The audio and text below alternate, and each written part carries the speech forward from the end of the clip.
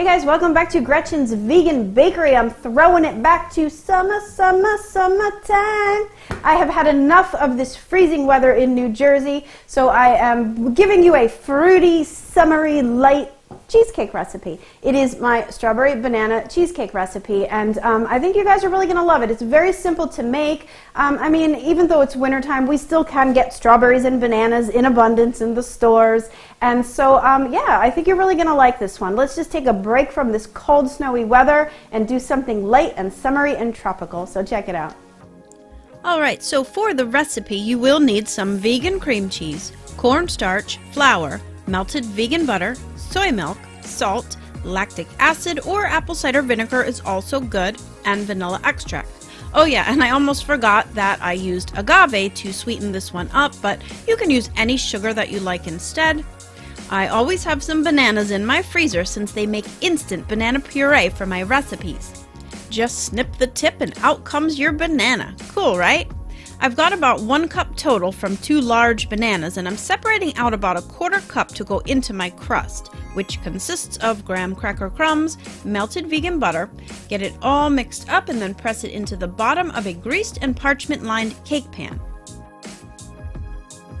Pop that into the freezer while you prepare the cheesecake filling. It is so easy because you will just put all the cheesecake ingredients into a blender or food processor and just process it smooth. Pour that batter into the crust and bake it in a water bath at 350 degrees Fahrenheit for about an hour. I let my cheesecake stay in the oven for another hour with the oven off to cool it down and then refrigerate it for at least 4 hours until it's set.